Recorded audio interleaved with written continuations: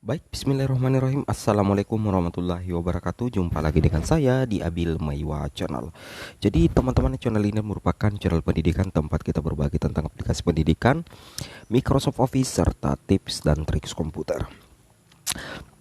Jadi pada video kali ini Bapak Ibu ya, kembali lagi admin akan berbagi sebuah video informasi terkait pelamar prioritas harus mengetahui ini, skema penempatan alternatif pelamar prioritas 1, 2, 3 jika formasi 1 dan pelamar 2 dengan jenis kategori yang sama. Jangan sampai dialami nanti. Nah, ini tentunya menjadi berita yang cukup penting ya, karena kita tidak ketahui apakah nantinya pada saat Bapak Ibu melamar formasi, apakah formasinya itu lebih banyak daripada jumlah pelamar yang ada di sekolah Bapak Ibu, atau justru formasi yang lebih sedikit daripada jumlah pelamar. Nah, ini yang harus diantisipasi. Nah, sengaja kami membuat konten ini untuk menjawab beberapa pertanyaan subscriber terkait misalkan jika formasi 1 dan pelamar 2, bagaimana solusinya Bang? Nah, di sini kami sudah siapkan skemanya.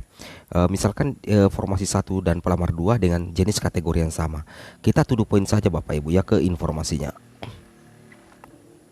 Tapi sebelumnya Bapak Ibu, saya ingin memberikan informasi lagi terkait untuk daftar daerah usulan formasi 2022.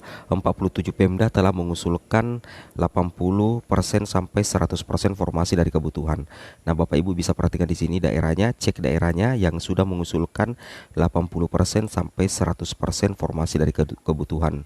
Nah, di sini ada Aceh, Banten ya, Kalimantan Tengah, kemudian Maluku Utara, Nusa Tenggara Barat, Provinsi Papua, Papua Barat, Sulawesi Tengah, Sulawesi Tenggara, dan Sumatera Barat, Sumatera Selatan, dan Sumatera Utara.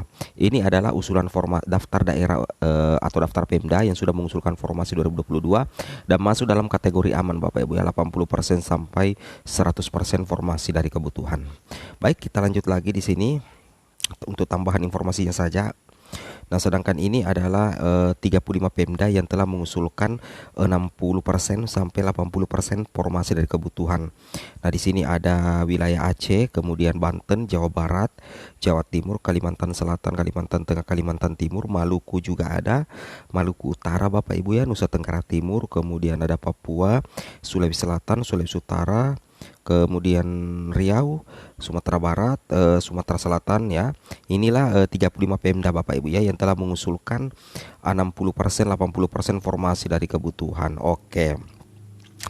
Nah, kemudian kita lanjut lagi sedikit Bapak Ibu ya. Kemudian inilah 31 Pemda yang telah mengusulkan ya, baru 40% sampai 60% formasi dari kebutuhan. Jadi ini masuk dalam formasi yang masuk dalam kondisi tidak aman ya. Di sini ada Aceh, Bali, Bengkulu, Jawa Barat, Jawa Tengah, Jawa Timur, Kalimantan Utara, Kepulauan Riau, Maluku Utara itu Provinsi Maluku Utara, Nusa Tenggara Barat, kemudian Nusa Tenggara Timur, Riau, Sulawesi Tengah, Sulawesi Utara, Sumatera Barat, Sumatera Selatan, dan Sumatera Utara. Bapak Ibu silakan cek ya nama daerahnya.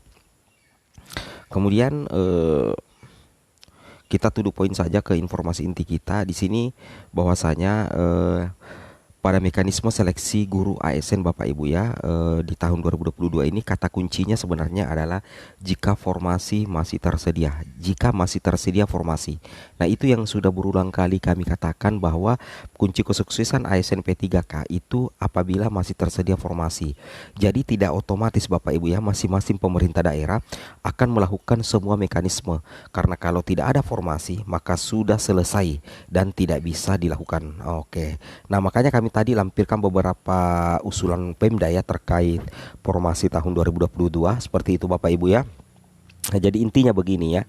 Kalau misalkan formasi sudah tidak tersedia, maka 3 mekanisme P3K 2022 itu akan dianggap sudah selesai. Maka sudah dianggap sudah selesai dan tidak bisa dilakukan Bapak Ibu ya. Nah, ini yang rawan sebenarnya ya. Rawan kalau formasi habis atau sudah tidak ada. Nah, inilah kenapa ya Kemendikbud itu mendorong agar Pemda itu mengajukan formasi sebanyak-banyaknya. Nah, seperti itu. Tetapi kalau masih tersedia formasi di satu, maka dilakukan mekanisme kedua.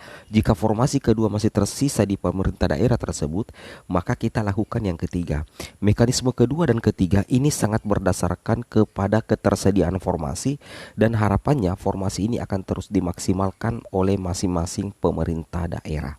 Nah, seperti itu Bapak Ibu ya. Jadi itu ya yang kami katakan bahwa usulan Pemda itu adalah penentu kesuksesan dari seleksi ASN P3K tahun 2022 dan menjadi salah satu kunci guru honorer untuk lolos menjadi ASN P3K. Seperti itu ya. Oke. Kemudian kita lanjut lagi Bapak Ibu ya. Nah, di sini ada mekanismenya Bapak Ibu ya. Nah, mekanisme penempatannya untuk guru yang lolos PG itu ada 4 ya.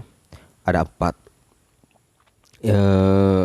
Ada 4 Bapak Ibu ya. Yang pertama, 193.000 guru yang telah memenuhi nilai ambang batas pada seleksi P3K guru tahun 2021 itu ditempatkan di satuan pendidikan Bapak Ibu ya. Itu berdasarkan kebutuhan dan kuota yang tersedia di daerah tanpa mengikuti ujian kembali. Jadi intinya untuk guru lolos passing grade itu sudah tidak dites lagi. Oke. Kemudian individu ditempatkan di tempat tugas masing-masing sepanjang kebutuhan tersedia. Apabila tidak terdapat kebutuhan di tempat tugasnya, maka akan ditempatkan pada satuan pendidikan yang membutuhkan. Intinya, untuk penempatannya nanti itu tidak ada geser-menggeser. Jadi setiap guru prioritas itu ditempatkan di tempat tugas masing-masing Bapak Ibu ya. Nanti bisa mendaftar di sekolah lain kalau di sekolah tempat bertugasnya itu tidak terdapat kebutuhan. Nah, seperti itu ya. Jadi nantinya ditempatkan pada satuan pendidikan yang membutuhkan. Nah, kemudian untuk prioritas penempatan itu ada urutannya Bapak Ibu ya. Jadi ada urutannya. Jadi yang lolos passing grade itu diurut juga berdasarkan kategori. Jadi yang didahulukan dulu THK 2, baru honorer negeri, kemudian lulusan PPG dan guru honorer swasta. Ini jelas ya. Prioritas penempatan dilakukan berdasarkan urutan kategori. Ya, itu yang harus Bapak Ibu pahami. Kemudian di sini pada masing-masing kategori itu dilakukan urutan berdasarkan nilai Bapak Ibu ya. Berdasarkan nilai pada seleksi tahun 2021. Misalkan dalam satu sekolah itu ada 2 guru THK sama-sama lolos passing grade. Nah, cuman satu formasi. Nah, bagaimana proses pengangkatannya atau penempatannya karena kategorinya sama. Dia sama-sama prioritas 1 dan sama-sama prioritas 2. Solusinya adalah ada di mekanisme poin keempat. Jadi masing-masing kategori dilakukan urutan berdasarkan nilai. Jadi nantinya nilai yang dilihat Bapak Ibu ya, nilai tertinggi yang dilihat. Nah, seperti itu prioritas 1 berdasarkan nilai apabila sama ya, imbang antara kategorinya, seperti itu. Di sini kita akan coba kupas secara mendetail Bapak Ibu ya. Kita kupas secara mendetail di sini. Oke. Di sini kita kupas secara mendetail ya. Nah, di sini Bapak Ibu ya. Nah, Bapak Ibu perhatikan dulu. Di sini ada 3 sekolah. Sekolah A, sekolah B, dan sekolah C. Sekolah A itu kuotanya 1, pelamarnya 2. Nah, jadi agak sedikit ya, berimbang. Jadi untuk kuota yang 1 ini ternyata ada 2 pelamar yang imbang atau kembar prioritasnya. Kenapa admin katakan kembar prioritasnya? Karena sama-sama prioritas 1 Bapak Ibu ya. Sama-sama prioritas 1. Sedangkan kuota yang diperebutkan itu cuma 1. Nah, siapakah yang akan ditempatkan terlebih dahulu di SDA ini? Nah, pasti kita bertanya-tanya, sama-sama pelamar prioritas 1, sama-sama guru THK 2. Nah, solusi itu ada di poin keempat yang kita bacakan tadi. Jadi berdasarkan nilai. Nah, jadinya nanti untuk penempatan jika kasusnya seperti ini akan dilihat nilai terbaik dari kedua pelamar ini. Nah, misalkan nilai tahap 1-2 dari Pak Basruddin itu lebih tinggi daripada nilai tahun lalu dari Pak Mariadi, meskipun sama-sama lolos PG, maka secara otomatis Pak Basruddin inilah nantinya yang akan mengisi atau ditempatkan dulu di sekolah A karena kotanya cuma 1. Beda kalau kotanya 2 langsung ditempatkan kedua-duanya. Sedangkan bagaimana nasib Pak Mariadi? Nasibnya Pak Mariadi ini tidak masalah Bapak Ibu ya. Meskipun tidak menempati formasi di sekolah A karena diisi oleh Pak Basruddin karena karena unggul dari segi perolehan nilai terbaik di tahun lalu, Pak Mariadi ini tetap dianggap prioritas 1 dan lolos passing grade. Nantinya akan dipilihkan by system di SSCSN untuk melamar formasi di sekolah yang masih tersedia kebutuhannya sesuai dengan ijazah ataupun serdik dari Pak Mariadi. Nah, ketika nantinya ada sekolah lain yang muncul di akun SSCSN Pak Mariadi, maka Pak Mariadi bisa langsung memilih formasi tersebut. Nah, jadi aman ya, tidak ada sama sekali yang dirugikan dan tidak ada istilah geser-menggeser lagi. Nah, seperti itu. Kemudian kuota yang kedua. Di sini ada SDB. Di sini kategorinya juga ternyata hampir sama.